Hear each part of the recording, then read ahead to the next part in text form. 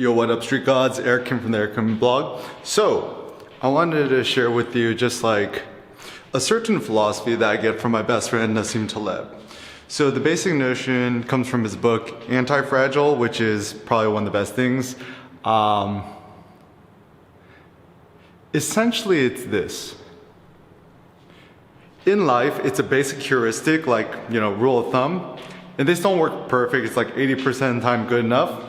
It's better to embrace the extremes rather than to do the boring middle. So for example, better to do extreme intermittent fasting during the day, don't eat breakfast for lunch, and then when you break your fast, which is dinner, eat a shitload of meat, kale, collard greens, eggs, whatever, and then sleep.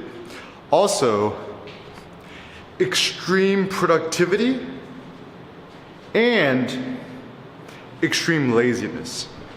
So this is actually something that I don't think people understand, right? Like, if you want to generate more and be more productive, make more stuff, you must also embrace the other extreme of allowing yourself to go into extreme degeneracy. So there's different ways that you could kind of even do this, right?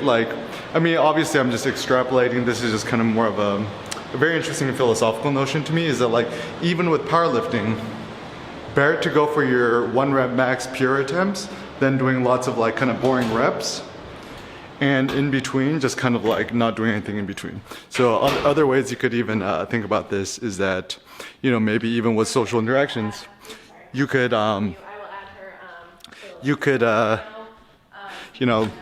when you're having social conversation, know when to talk a lot and know when to be hyper social, but also know when to be quiet. And so even for myself, when I'm with my friends, I got a lot to say, I'll talk a lot, but then actually when my friends are speaking, I try to STFU, and it seems like this actually makes for a better conversation. Other ideas, with clothing, I kind of like the notion of owning very, very few articles of clothing, but whatever articles of clothing I own are the most expensive, the most luxury, high-end, expensive shit. So probably one of my favorite clothing brands at the moment is Outlier.nyc. Shout out to my friend Kevin, who hooked up with a lot of clothes.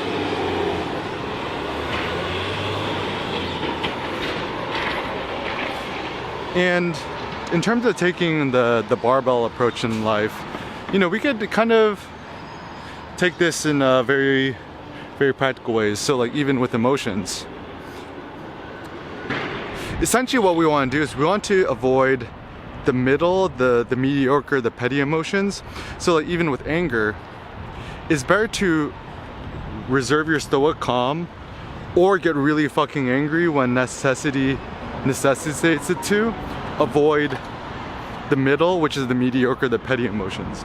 So even for me, I rarely get angry, but if I'm really gonna express my emotion, I'm gonna allow myself to go out like a dynamite rather than, being what is that? Passive aggressive. So don't be passive aggressive in life. Either be aggressive or just don't do anything at all. Other ways to think about this, I don't like sitting. I think sitting is probably the thing I hate doing the most. To me, I prefer to walk, deadlift, do squats, or just lie on my back. So even if you're really, really tired, probably best to just lie on your back and just take a nap rather than sit. So a lot of people sit when they're tired.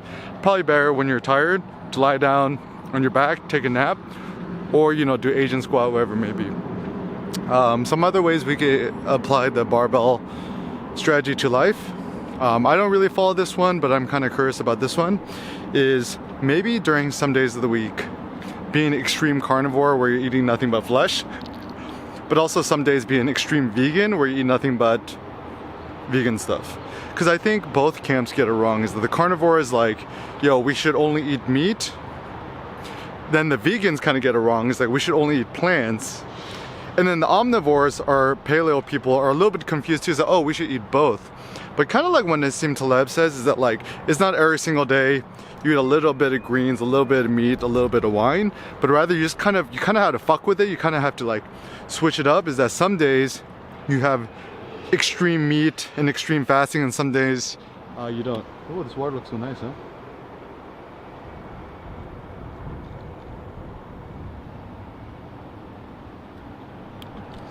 So zen. All right, so other ways we could take this.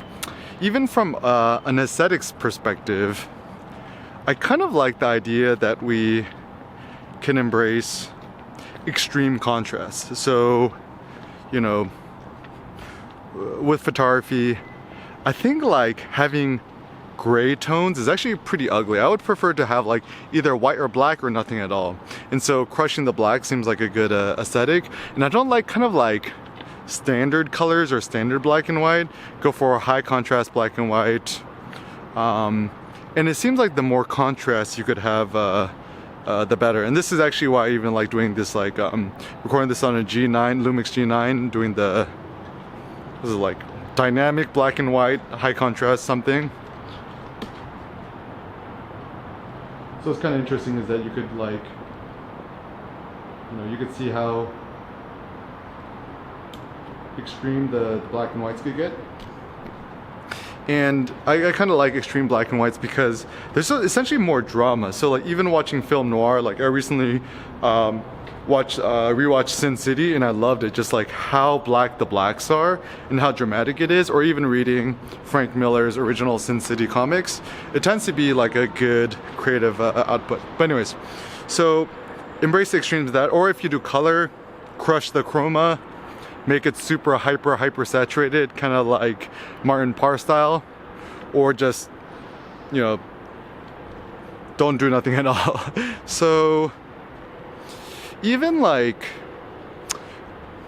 maybe even with like movies or films, like it's probably better to have a film where the boring parts are really boring or really calm and zen, and the extreme parts are like really fucking extreme. So like my ideal movie would be kind of like a Michael Bay Transformers film meets like kind of like zen chill type of movie. Maybe even this is why I actually really like, I might actually rewatch this movie, is Akira Kurosawa's Seven Samurai. The moments of extreme action are very intense, but there's lots of really quiet moments in the movie. So essentially, like, what I mean to say is, it seems like in life, we just kind of want some sort of dynamic range between the high points and the low points. Even with emotions, I've actually found like being really grateful that having some sort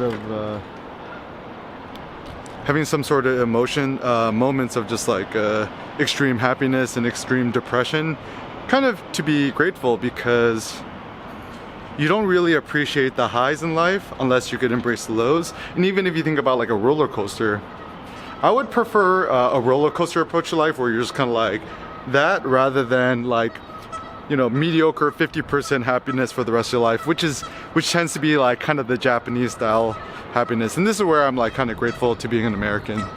So you know, even with productivity, either aim for extreme productivity or don't do nothing at all.